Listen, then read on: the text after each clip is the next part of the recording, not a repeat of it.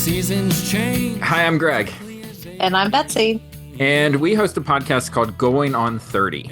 Each month, Greg and I discuss movies that were nominated or should have been nominated for Best Picture 30 years ago. Yeah, it's definitely a risky business, but we'd be losing it if we didn't discuss the legend of Oscar caliber movies. That's a little dramatic, but sure. We give our takes on one movie each month, debate its lasting legacy, and talk about its place in cinema history. You know, Betsy, in these days of thunder, when far and away a few good men are going through life with their eyes wide shut to the firm hold that The Color of Money has over the film industry, it's just a night and day difference between the beautiful magnolia of the top guns of the business and the oblivion of the edge of tomorrow of American-made franchise. Okay, all right. I think I threw up in my mouth a little bit. I know what you're doing. Yeah, I'm having a cocktail while I give you my Minority Report on the War of the Worlds. Stop it. You are listing just Tom Cruise movies. I'm done. That is just Mission Impossible. Ghost Protocol. Okay, so listen to Going on 30 whenever you get the Poppy College feed. Jerry Maguire, the Mummy. Jack Reacher, the Vanilla Sky Rain Man. God, you have a deep, deep problem, my friend.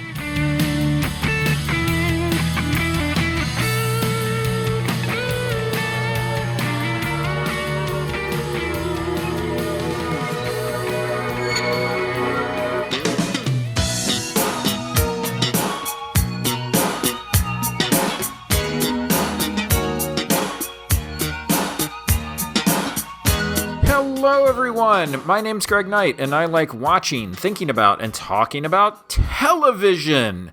One of the great things about starting your own podcast is that there are some days where you actually get to talk to the creators of those TV shows. And this is one of those days. This month, I got the chance to interview Renee Echevarria, the writer of a limited series called The Faithful. IMDb will tell you that The Faithful follows a faithful dramatization of the book of Genesis as told through the eyes of courageous and passionate yet flawed women whose descendants would shape the future of faith. What I'll tell you is that it's a Bible show. It's definitely a Bible show. If you're looking for something challenging or different, I don't know that this is it. If you're looking for something that dresses people up in robes and has them walking around the desert talking about God and stuff like that, then you've come to the right place. I don't want to be unfair. This is unique material when it's all said and done. The story of the matriarchs is just packed with drama and intrigue. It's the kind of story that would make for good TV, something that my guest certainly understands and we discuss on this episode. Speaking of my guest, Renee Echevarria is a producer, a writer, an actor, just an all-around artist. He did a bunch of Star Trek stuff back in the day, and if you've ever been to the Star Trek experience in Vegas, that's his scenario. He wrote that for that attraction. He's been pretty well entrenched in the world of TV with producing credits on the MTV Teen Wolf series, Castle, Medium, and Dark Angel. Remember Dark Angel? The old James Cameron series from the early 2000s? He was on that as well. So what happens when a television writer brings the Genesis story to the small screen? Find out when I keep things under the stole with Renee Echevarria. But first, here's a trailer. Our names were whispered through time, from generation to generation. Our lives were to become one. The story started long ago. Don't you feel that there are things that cannot be explained? I have to go. If you need me to do this, Abraham, I will go with you. What if we were brought together for a purpose? He appeared to me. Who appeared to you? An angel of God.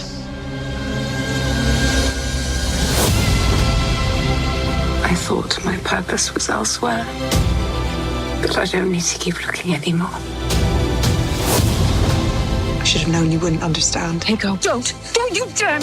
Rachel, my own sister. After all I have given you. Please, You left me no choice. This is not what God wants. No, it is not what you want! Leia, God has a destiny for us all. My whole life, I've been waiting. What if this is it?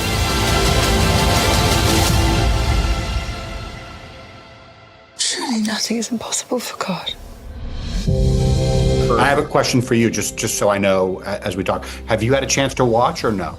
Watch the pilot, yeah. Yeah. Okay. Great. So, is this and what's this format? You're recording this for like a podcast, like a just verbal or Yeah, it's just an audio podcast. Yeah, it's an audio podcast. Okay, it's not a okay. Yeah, totally. So I don't have to worry about my chin or anything. No, you don't have to worry about anything. I don't have to worry about my Star Wars shirt. It's all good. Okay. Hey, how many episodes do you have in this series?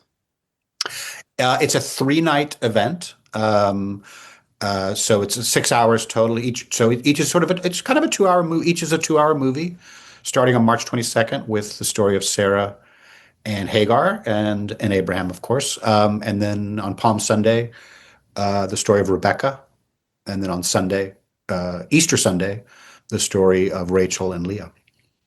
So you're sticking with just the patriarchs and matriarchs from Genesis. At this point. Matriarchs of Genesis. That's our first. Yes. Yeah, and it's so funny because I've always thought like those Genesis stories feel very cinematic, but they also feel sort of fraught with like cultural issues and all of that stuff. How do you navigate that world of like 21st century storytelling using these ancient texts? It was a challenge, as you can imagine. Carol, my partner on this project, Carol Mendelsohn, her advice to me as I sat down to write, when we'd been hashing out the stories and decide, okay, this is what we're going to do. And when I sat down to write, she says, just Renee, remember, write them like they don't know they're in the Bible. And it was such a great advice, and it's actually something I shared with the other writers we hired, and even said it to the actors. Play it like you don't know, because there's the last thing you want to do is play pious, right? Self-consciously pious, I guess is. But to answer your question, there are challenging realities. Absolutely. In Genesis, for example, we learn quite late, actually. We're not told this up front. We're not told this in the incident with Pharaoh, when Pharaoh kidnaps Sarah. We're not told it till much later that Sarah and Abraham are in fact half brother and sister. So they have the same father, but different mothers. And I really grappled with that and, tried to figure out how to tell that story and acknowledge that piece of scripture. And I came to the conclusion that yes, even though it was culturally normal, there at that time, that for a modern audience it would be so strange, right? And ultimately, what I really didn't want them to do was start wondering, like, oh, is that why they can't have children? Because that's not the story at all. Right. So I just said, you know what? We're not going to say we're not going to mention it. We're not going to say it's not true. We're not going to. It's kind of actually the way Genesis does. Like I just said, it doesn't tell you in chapter 12 or 13. It's like chapter I I can't remember, but it's not until after the promise, that it's revealed. It's almost like even the writer at the time understood that it was sticky. So that's just a small example of the kinds of realities that would come up. And from the beginning, when Carol is a slightly more more secular perspective. So some of the things I would tell her about these stories were, she didn't like, wait a minute, what? Rachel sleep with Leah's husband on their wedding night? What? How are we going to make that make sense, Renee?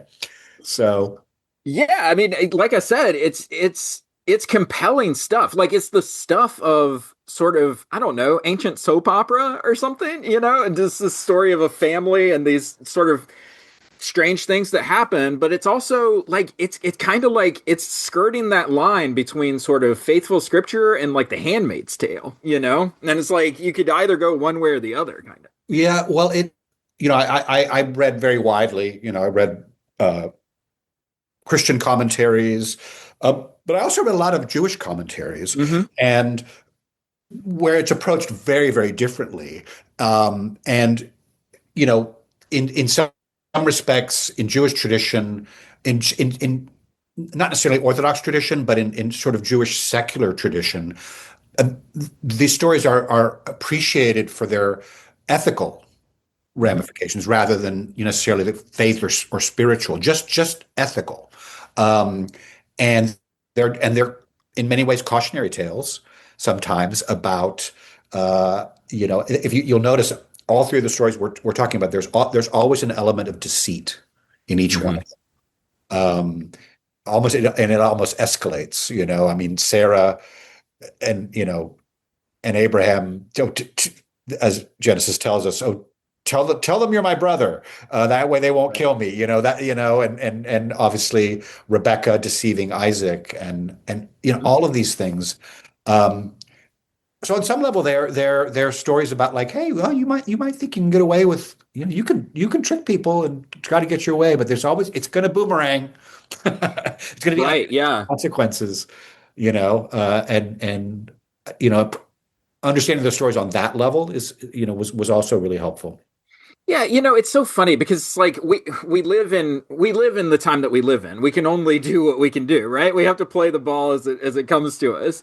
But so frequently, like I always tell people when it comes to ancient storytelling and ancient writing in general, it's kind of like you're reading somebody else's mail. Like it may have some kind of wisdom and insight for you, but it wasn't really written for you. It was written for a whole different context, a whole different culture, a whole different time period. I wonder, as you were writing this, as you were putting it together, did you consult with rabbis? Did you consult with any sort of scholars of the text to sort of frame this stuff up for you? Yes, absolutely. We consulted. Fox provided us with the opportunity to hire both. We both hired a Christian consultant and a Jewish consultant. Our Jewish consultant was Rabbi Wendy Zierler, who teaches biblical studies, women's biblical studies at Hebrew Union College up in New York. And our Christian consultant was Russell Moore, Reverend Russell Moore. So, it was, we never connected them together. It was always kind of, I would consult with them sort of separately about things, and mostly it was reading. They were reading things. Though occasionally we would say, "Hey, we just really need to help you walk us through something, or help us understand, the cultural norms of the time and that sort of thing." But it was fascinating to see. There were times where, we were like, okay, to make this story resonate and make it for a contemporary audience, we were like, wanted to take some license, read between some lines, and there were places where I was like, I was really curious how they were going to perceive that, and it was very gratifying when both of them signed off on a couple of our I call bigger swings that we took, and said, no, that's actually a really interesting, Rabbi Wendy would call it, interesting solution to a conundrum, we took a couple big swings in some of the later episodes. Listen, the concept of midrash isn't lost on Jewish tradition. Like, this idea of there's a story within the story is Yeah. almost sort of part of the text itself sometimes. Yeah, no, that was, at one point what Wendy said, you know what you're doing, don't you? You're doing midrash. You're doing what the rabbis did. Right. And you're reading between the lines and you can't contradict scripture, but you try to make sense of some of the conundrums. Yeah, so totally flesh out characters that don't necessarily get a voice. For instance, this particular project is focused on the women, on the matriarchs of Genesis, something that the text gives some voice to.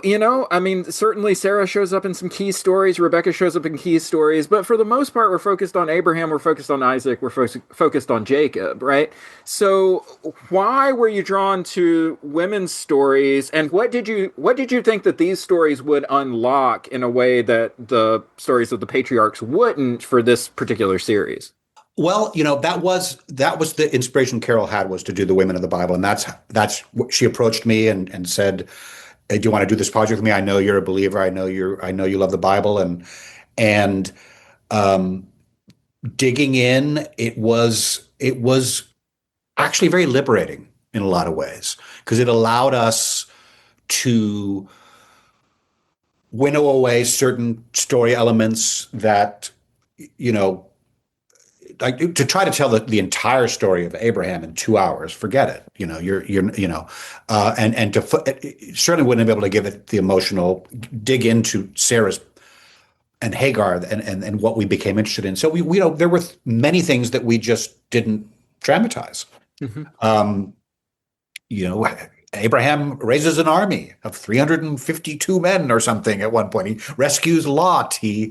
He argues with God to save Sodom. There's lots of things that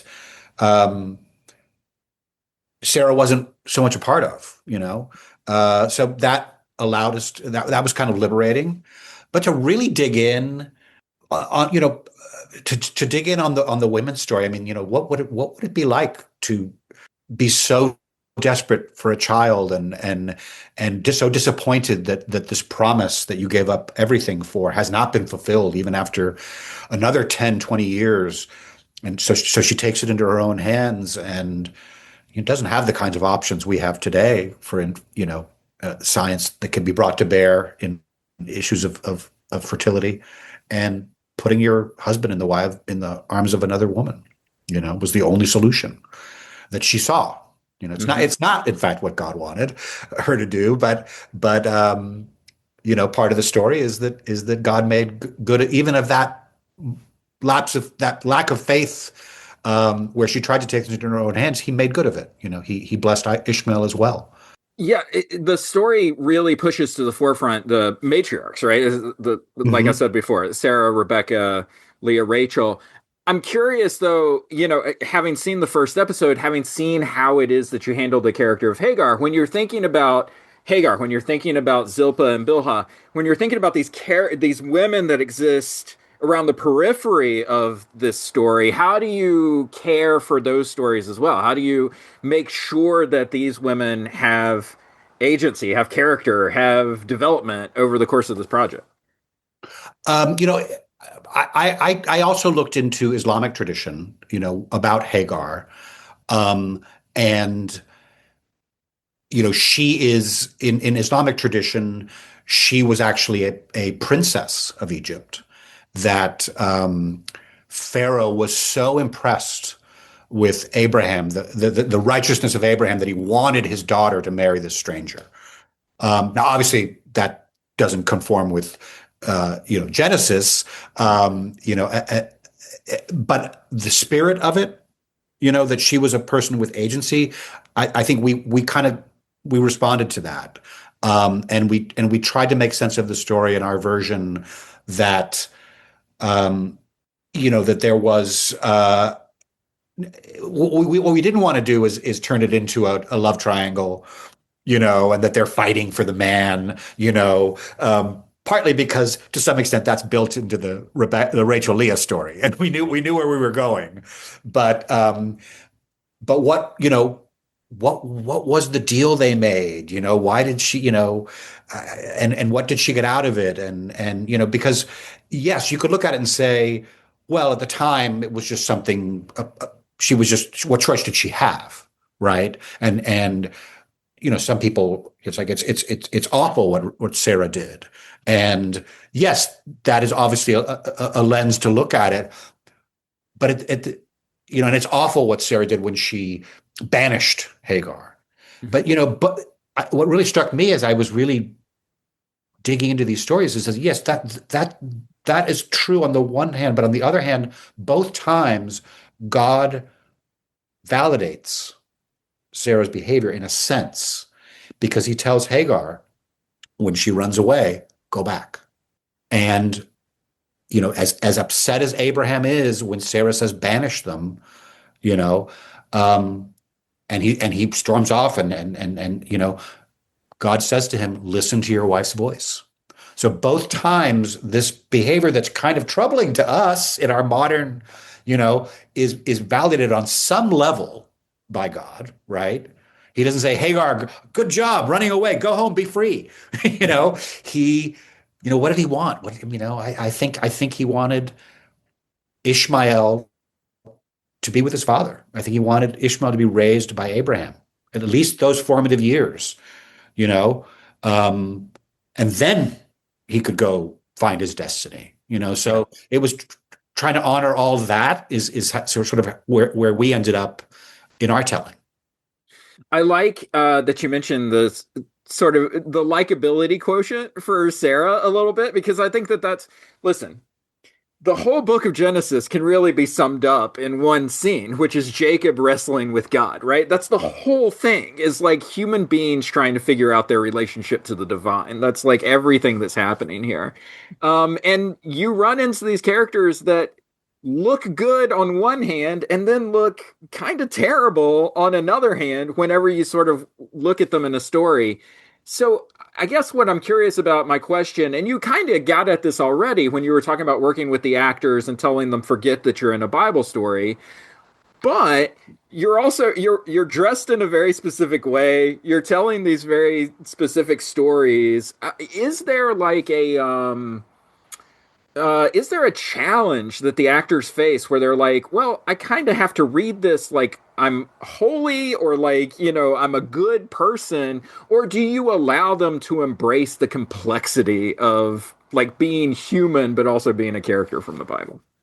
Oh, we encourage them to, as I said, do not approach this with, like, but I'm a Bible character, and they talk about me in Sunday school, as a person of great, what am I, some of this behavior, some of the things I'm doing, and like, yeah, these are, that's what I think why these stories have resonated for so long, is because these people are flawed and they're figuring it out. They're dealing with extraordinary circumstances, sometimes encounters with the divine, and sometimes just very human circumstances and very relatable dilemmas, and they're just doing their best, but yeah, the actors there were times where, there are things that we don't, as I think I mentioned, that we chose not to dramatize. There'd be moments where I'd be like, oh, it's not in the script. Maybe I'll just go tell, hey, by the way, you were just circumcised yesterday. Right. Hey, Ishmael. Sure. Okay, action.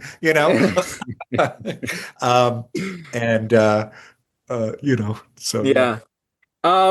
So I want to ask, I'm running out of time, but I did want to ask this question. There's not a Charlton Heston movie about Genesis. There's not umpteen, Jesus narratives like there is from the New Testament stuff. Did you feel a bit liberated to be able to tell a story that hasn't necessarily been trod over? Was that sort of a liberating feeling, being able to go to stories that don't necessarily get told very often? Yeah, I mean, Abraham's story has been told. Even there was the era of great biblical epics, and then there have been some low budget versions, and One of our executive producers, Julie Whites, produced a series in the 90s of Bible movies, international co-productions. And she had Richard Harris played Abraham. Oh, there you go. That was her, Richard Harris. So they have been done less so. I think you're absolutely right. Rebecca and even Isaac's story, and usually Rachel and Leah's story is told as Jacob's story.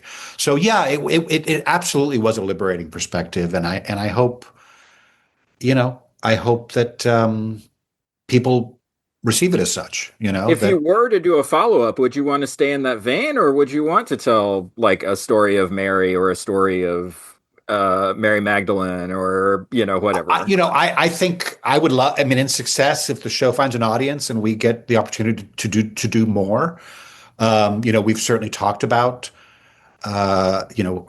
what to do next. What story to do next. Do we try to stay chronological?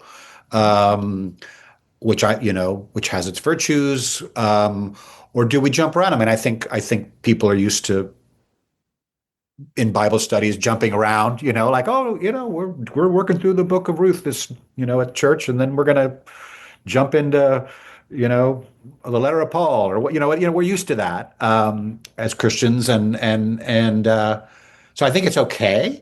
I think there are the big names of the women of the Bible, some who have their own books of the Bible, and the ones who, that you might see in a devotional about women of the Bible. And then there's the idea of maybe unearthing stories of women who are really in the shadows of other stories, and who might have been given, and going, well, wait a minute, what would that have been like? There's a whole story there that hasn't been told. So we're playing with that. We're playing with, we talk about the Book of Esther, and we've talked about Rahab, but we've also talked about maybe doing something about the women of Exodus. You normally don't think of the women of Exodus. Exactly. Yeah. One of my favorite novels is The Red Tent, which is about Dinah, right? She has all of one sentence in the Bible, Jacob's daughter. But exactly. You can unpack a whole novel out of that. Yeah, that's a beautiful book. Renee, thank you so much for your time. Thank you for The Faithful. It airs on Fox during Holy Week.